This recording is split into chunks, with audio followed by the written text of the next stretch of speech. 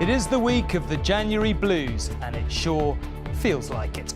The Health Secretary hinted today that pressure on NHS budgets meant the 4-hour waiting targets in A&E might soon cease to apply in all cases. We need to be clear it is a promise to sort out all urgent health problems within 4 hours, but not all health problems, however minor. An exclusive survey done for ITV News painted a bleak picture of the reality of care for many elderly and vulnerable people. It makes me cry, it makes me upset. And if you were trying to get into London today, well, this was the reality. A capital city in helpless, hopeless gridlock, and more strikes are on the way. Also on News at 10 tonight. Martin McGuinness quits, leaving Northern Ireland's power-sharing agreement on the brink of collapse. The deep freeze in the rest of Europe, they are struggling with the sudden onset of winter. And embarrassing, upsetting Golden Globe winner Meryl Streep on her soon-to-be president. His response? Nah, she's overrated. When the person asking to sit in the most respected seat in our country imitated a disabled reporter, it kind of broke my heart.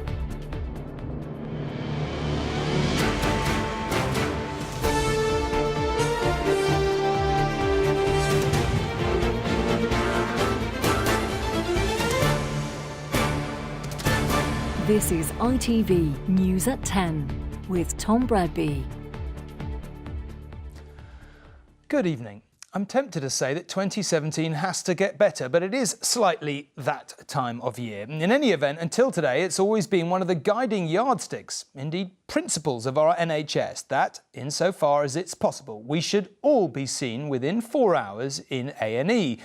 But should every patient, no matter what his or her condition, expect equal urgency of treatment? Well, today the Health Secretary, Jeremy Hunt, acknowledged demand on England's NHS is the highest it has ever been. Indeed, the Tuesday after Christmas, the 27th, was, he said, the busiest day in its entire history. For the first time then, Mr Hunt suggested the 4-hour maximum wait should not apply to all cases. A third of people don't have urgent conditions, he said, and do not need to be seen in A&E. Later, he agreed with one MP's suggestion that too many drunk people were putting pressure on A&E at peak times. Mr Hunt called them selfish and irresponsible. So is this just the thin end of a wedge? Any emergency doctor will tell you the pressure on A&E departments is severe all year round, but it's at its most acute in the winter months. Hospitals, though, are compelled to see you within 4 hours no matter what time of year you need treatment and no matter how serious your condition. But when he came to the Commons today to make a statement on the pressures on England's NHS, the Health Secretary hinted the 4-hour target may need to be looked at again.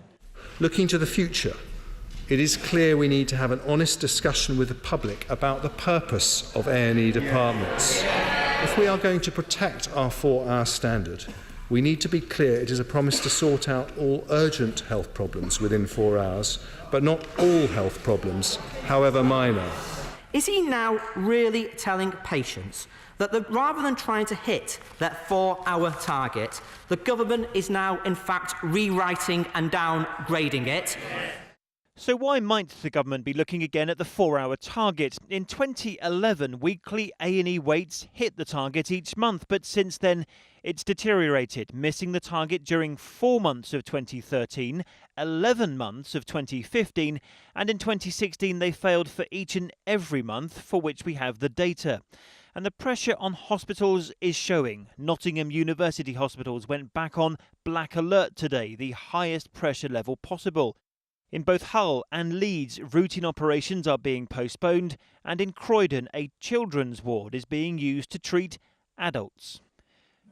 Now, if you haven't witnessed firsthand those sorts of pressures, then this patient's mobile phone footage gives us all an alarming insight. This is the Royal Blackburn Hospital around New Year. Bed after bed lined up in a corridor, patient after patient waiting to be seen. The most sick patients will go straight into resus here. They'll come in through the ambulance. Blackburn's medical director allowed us to film in the A&E department today. There are actually 4 ambulance trolleys waiting now to be seen. It was busy. Those 4 patients were waiting in a corridor, but the hospital, he says, is coping. We were full by New Year's Day, and since then, so what we've been doing is we escalate then into further escalation areas. We open up our day case units and other units to take the extra patients, and then we have to put extra staff on to do that. England's A&E departments had the busiest day ever on the Tuesday after Christmas, but according to the Royal College of Emergency Medicine, these times of high pressures on the NHS are not the fault of those with minor conditions. We would caution the Secretary of State that actually our main problems are not with the patients with minor illness, but with the patients with major illness who require admission to hospital and which unfortunately they are not able to get. Those who clog up A&E after a heavy night drinking were branded selfish by the Health Secretary today, but the pressures on the NHS are there, and it seems a change in waiting targets may be on the way. Chris Ship, News at 10. Well, now to another part of our system that appears to be under severe pressure, social care. It is hard to imagine how the needs of an elderly or disabled person could seriously be looked after in a 15-minute visit. And indeed, the idea of such short visits was supposed to have been confined to history. But a joint investigation by the Leonard Cheshire charity and ITV News has found councils in England are ignoring guidelines issued only 18 months ago. I felt sorry for him when he had that mattress. This isn't how anyone plans to grow old. John has terminal cancer. Dorothy's sight and mobility are all but gone. The little dignity they have left relies on carers getting them washed, dressed and fed. Try doing all that in 15 minutes. Some are running in and they're doing as many three houses in an hour. Makes me cry, it makes me upset, you know. Dorothy was once a nurse at Oldham Hospital, John an engineer. They were useful then, now they feel discarded. You just feel like nobody cares at all. Do you feel abandoned, John? Well, wouldn't you? There's nothing, nobody's, you've gone past your sell-by date. Oldham Council has now moved the Fogs to a new care provider who sticks to the 30-minute minimum. Not before time, because in April 2015, the government accepted statutory guidance that said 15-minute care visits were no longer acceptable. Yet a Freedom of Information request from Leonard Cheshire Disability and ITV News to all 152 councils in England showed 34, that's 1 in 5, are still commissioning 15-minute visits for personal care. Meaning over 16,000 people are still receiving so-called flying visits for intimate needs such as washing, dressing and eating. For the 873,000 adults in England who rely on social care, the new guidelines were meant to offer a fresh beginning. Instead, what you get seems to rely increasingly on where you live or what you can afford, rather than on what you actually need. In London, this stroke survivor, who wants to remain anonymous, says her visits are often cut to just 15 minutes, and on 2 days last month, she didn't get one at all. I couldn't get up and get dressed and eat and drink, other than any drinks that I happened to have by my bed. I can't really get to the lavatory on my own, and as each day progressed, I got weaker and weaker because I wasn't eating. People are having to make choices. Do you go to the loo? Or do you eat or drink? I mean, that's a choice that nobody in the United Kingdom should have to face. Even the Health Secretary admits it's unacceptable. Well, it makes me very angry because, how can you possibly look after someone's entire care needs in just 15 minutes? I think it's really important. We do have a number of local authorities who are doing a brilliant job on social care, and they face huge pressure, budgetary pressure. 6 years of cuts. Also the pressure of, growing numbers of people who want to use their services. You believe some are failing in terms of management rather than funding? Some could be doing better, but I don't want to pretend that, there isn't pressure faced by everyone. Which means right now, in homes across England, some of the most vulnerable are left with the least dignity. Well, Rachel joins me along with Chris Ship. Rachel, let's start with you. We see these cases often enough, don't we, in reports like the one you've just did. But actually, it's very, very shocking. I mean, I know that's not a surprising thing to say, but it is shocking when you see these people really suffering massively substandard care. I mean, what's your own reaction when you do a report like that? I think it's desperately upsetting, isn't it? Especially when politicians from all sides were meant to have agreed that these so-called flying visits were no way to provide appropriate or compassionate care. And I think what struck me when I met John and Dorothy was how little they were actually asking for. They are resigned to the fact that they are stuck in those four walls, that they only get out to go to hospital. All they want to preserve is what little dignity they have left, and yet for months they weren't even getting that because they were being so rushed in the minimal levels of care they were getting. So what do you think it would take to get social care to the point that it's effectively not breaking into our news bulletins?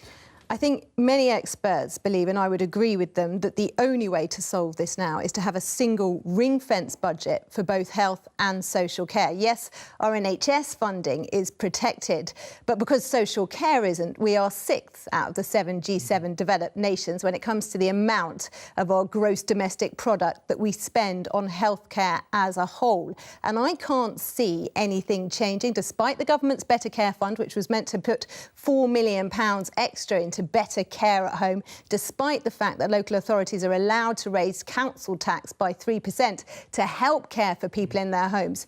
Without far more than that, it seems to me that this problem is going to remain intractable simply because the scale of the demand, with all of us getting older. Chris, let me throw that over to you. More money, is the government going to provide it, and if so, from where? Well, Tom, isn't it? It's always about money with the NHS, isn't it? And part of me does wonder whether Jeremy Hunt made this suggestion today about tinkering with the 4-hour A&E waiting target to stop us all talking about the lack of money, which most medics say does exist in the NHS and it is a big problem in the moment. Remember, in the autumn statement, there was criticism that the government said nothing about the NHS at all. Well, I suspect they might say something about the NHS in the budget, but of course that's in the spring. That's too late to do anything with the winter. There's a lot of talk, though, Tom, at the moment about what's required, a £700 million transformation fund, and that's what the Royal College of Emergency Medicine wants. And briefly, we often talk about England. Other parts of the UK better or worse? Yeah, well, I'm sure other viewers outside of England are wondering what's happened to them. I'll just say this. The Royal College of Emergency Medicine in Wales today said that performance is as bad, if not worse, as England. And I think that's an acknowledgement that there are problems right across the UK, not just in England. OK, both of you, thank you very much indeed. Now, on top of the demands on the NHS that we've just been talking about, what about the government's commitment that mental illness is as much a priority as physical? Well, today the Prime Minister said she wanted young people to get more help. Half of all mental health problems start by the age of 14, she said. Her plans include treating young people in their local area and more training for teachers. All good, say mental health charities, but what we really need is more money. So in one sense, a different story on the same theme. Since Ollie was 9, he's had mental health problems. I was going mad inside, literally. It was like being inside a prison in your head not long ago. He wasn't diagnosed until some 15 years later. In that period, he tried to take his life 4 times. Then that was the best thing to do in my eyes, and I was a burden to everyone else. Today, the Prime Minister unveiled new support for mental health, with a special emphasis on young people like Ollie. The burning injustice of mental health and inadequate treatment that demands a new approach from government and society as a whole. This starts with ensuring that children and teenagers get the help and support they need and deserve. Because we know that mental illness too often starts in childhood, and that when left untreated, it can blight lives and become entrenched. The Prime Minister announced mental health first aid training will be offered to secondary schools and a strengthening of links between schools and their local NHS because, she said, the costs of doing nothing were too much. The economic and social cost of mental illness is £105 billion, roughly the same as we spend on the NHS in its entirety. Last year, David Cameron announced a plan to spend around £1 billion on mental health care over 5 years. Today, only added an extra £15 million. That may be small, but more significantly, the Prime Minister promised to monitor all mental health funding for services. That's after almost 2/3 of NHS commissioning groups in England admitted they are likely to raid mental health budgets to pay for general care. Essentially, without additional funding, we are talking about changes at the fringe. We're not talking about the substantive change that the Prime Minister has promised. Many wanted new money as well as new policies. When you're losing the will to live, you don't want to be waiting then to be put to the wrong person or them persons to not have the funding for you, you know? And did that happen to you? Yeah, that's happened to me. Yeah, I've still not had any therapy yet. It was hard. But perhaps today, another step taken to stop future young adults going undiagnosed. Allegra Stratton, News at 10. While power sharing between Unionists and Republicans in Northern Ireland can fairly be described as an uneasy partnership, it has delivered years of peace and indeed some of the unlikeliest friendships in modern politics. Think Ian Paisley and Martin McGuinness, once the bitterest of all bitter enemies. But now one half of the current leadership, still Deputy First Minister Martin McGuinness of Sinn Féin, is trying to collapse the partnership and force a snap election. He's angry that current First Minister, Democratic Unionist Arlene Foster, won't resign over the exploitation of a renewable energy scheme. So he has, and the rules say she can't rule without him. An unlikely political pairing, but Arlene Foster was the third DUP leader whom Sinn Féin's Martin McGuinness had shared power with, previously overcoming political differences and the legacy of the past. But today he said he couldn't compromise anymore. She wouldn't quit, so he would. We in Sinn Féin will not tolerate the arrogance of Arlene Foster and the DUP. Sinn Féin wants equality and respect for everyone. And that's what this process must be about. So today I have told Arlene Foster that I have tendered my resignation. It's a scandal over renewable energy subsidies, dubbed cash for ash, that has prompted the political crisis. Arlene Foster, in a previous ministerial role, oversaw the scheme, which could end up costing taxpayers nearly £500 million. When last month she tried to defend herself, many members of the Northern Ireland Assembly walked out in protest. She has agreed to an inquiry, but not to stand aside. It's clear that Sinn Féin's actions are not principled, they are political. And rather than seek to resolve this issue, Sinn Féin would rather take the people of Northern Ireland through the uncertainty of yet another election. It's that concern about instability that tonight led the Secretary of State for Northern Ireland to make this appeal. I would urge the political parties, the leaders of the political parties, to come together, to work together, to find a solution. A former IRA commander, Martin McGuinness played a key role in the peace process. Appointed Deputy First Minister in 2007, his handshake with the Queen in 2012 seen as another historic milestone. But speculation about his health led to some questioning his motives today. My health has absolutely nothing to do with this whatsoever. I have been very deeply involved in all of the conversations in the course of recent weeks. Whatever his future, Northern Ireland is once again at a dangerous crossroads. No one sure how this crisis can be resolved. Libby Vina, News at 10, Westminster. Now, back here, the process of identifying what kind of Brexit Theresa May wants is taking a bit of time. You might say, well, yesterday she appeared to rule out Britain keeping its place in the single market. That sent the pound down a bit this morning. But today she suggested she had been misquoted. Thankfully, our political editor, Robert Peston, is here to make sense of this. Good luck to you, Robert. Well, what's going on? What has been said and what not said, and what do you make of it? Well, I don't actually think she said anything substantive and new for actually months on this. It's been very clear, at least since the Tory conference, that staying in the single market is close to impossible because she says the priority is controlling immigration. And as actually the German Chancellor said again today, we cannot stay in the single market if we want to control immigration. Now, yesterday she made some remarks that the market's interpreted as meaning that she wants a really severe rupture with the European Union's trading area, the single market. And the pound actually fell to levels we haven't seen since the autumn. She was obviously chastened by that. And actually, for the first time that I can remember since she became Prime Minister, she basically attacked the press. She said that they got it wrong. What she's striving for, what her officials are frantically working on, is a plan that would replicate many of the benefits of being in the single market while actually keeping us outside. Now, there are lots of people who think that is a naive hope that they'll be able to negotiate that, but that is what they want and that is her aim. OK, and just briefly on Labour for a moment. Yep. Jeremy Corbyn has said he thinks we can be better off after quitting the European Union tonight. What do you make of his comments? Well, he's trying, to come up with a policy that makes Labour credible on this whole issue of what kind of Brexit we get, because actually up to now many would say he hasn't been desperately credible or interesting on any of this. But the big thing he's trying to do is to unite his party on the contentious issue of immigration. Much of the right of his party wants him to announce immigration controls. He hasn't done that tonight, but he has said, and this is a significant shift for him, that he is not wedded to freedom of movement as a matter of principle. OK, Robert, thank you very much indeed. For now, the subject will be back to you many times this year.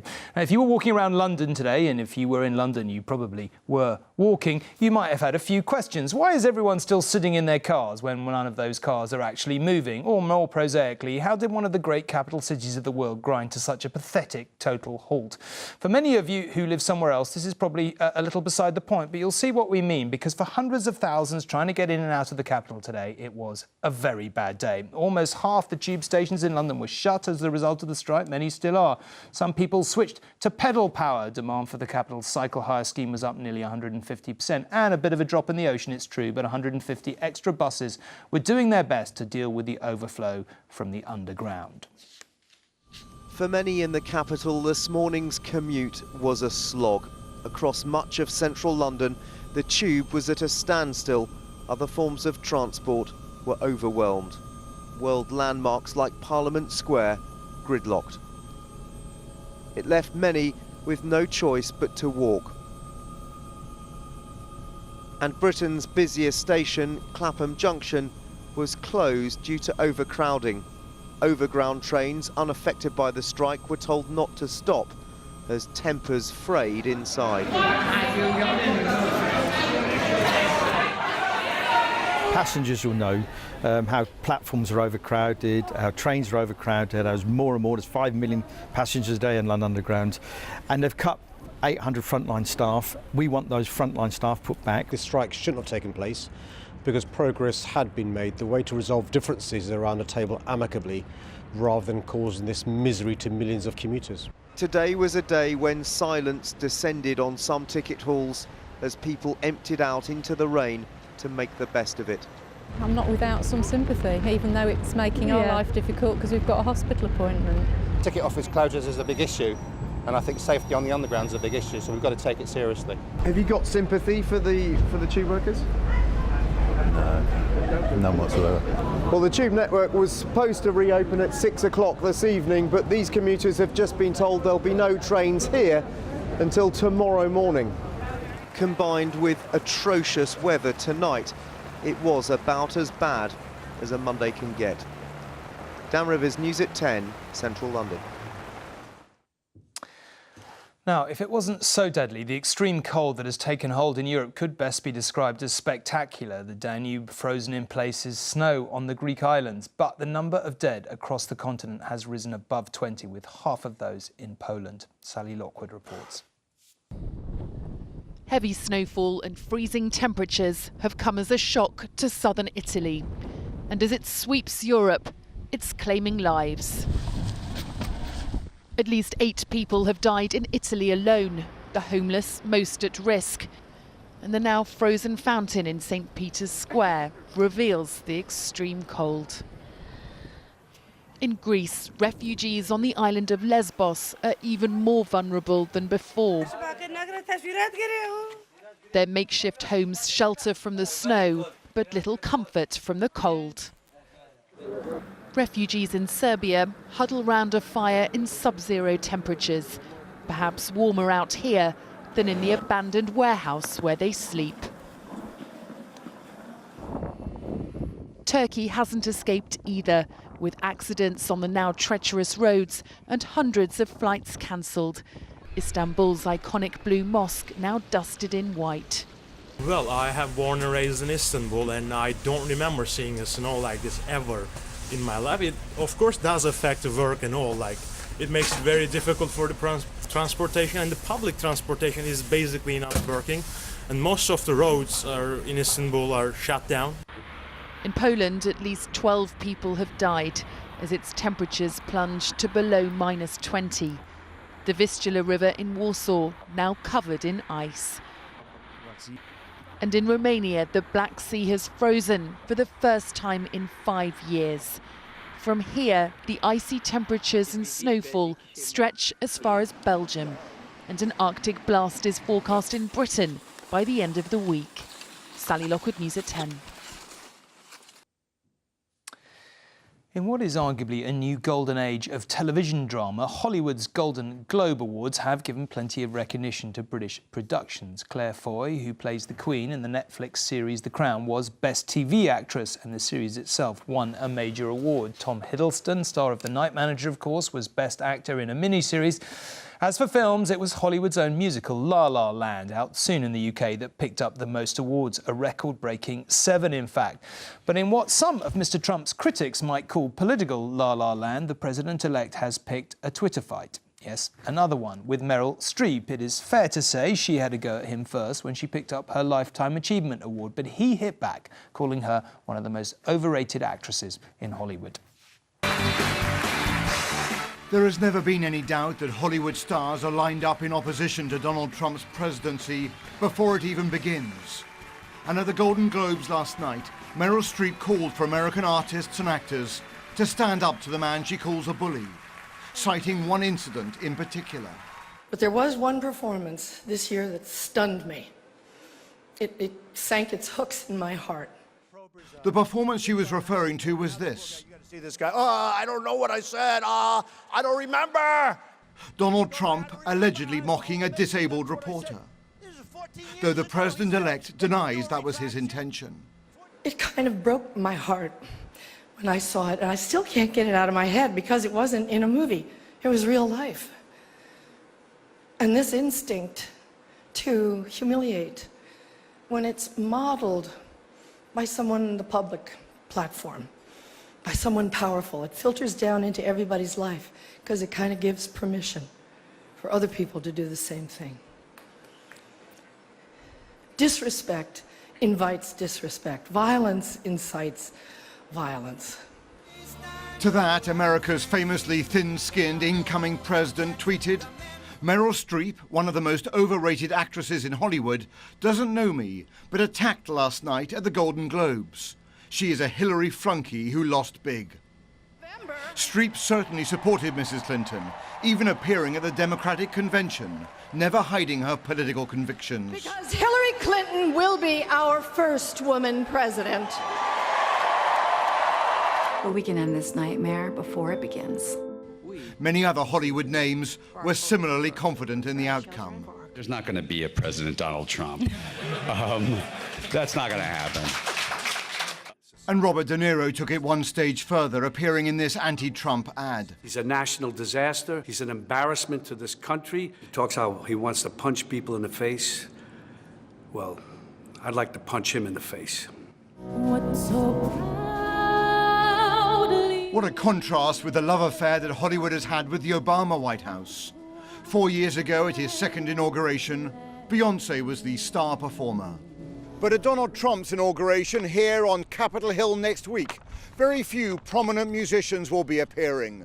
Not exactly a boycott, but certainly a sign of the rift between America's next president and this country's artistic elite. Robert Moore, News at 10, Washington. And if you want to find out more about the row, plus all the winners and losers from the Golden Globes, they are all there in glorious Technicolor over on our website. Not sure he's going to find too many people to agree with him that Meryl Streep is overrated, but there you are. Now, let's just take a quick look ahead until tomorrow. Bosses from HSBC, which toyed with moving its headquarters away from London in the run-up to the Brexit vote, are due to be talking to MPs tomorrow about that and business in a post-Brexit world. And we may well hear more from America's intelligence agencies about their investigations into Russian cyber attacks on the presidential election race. The Senate committee is holding an open hearing. I will be here tomorrow night for all that and no doubt much more. But for now, good night and thank you very much indeed for watching.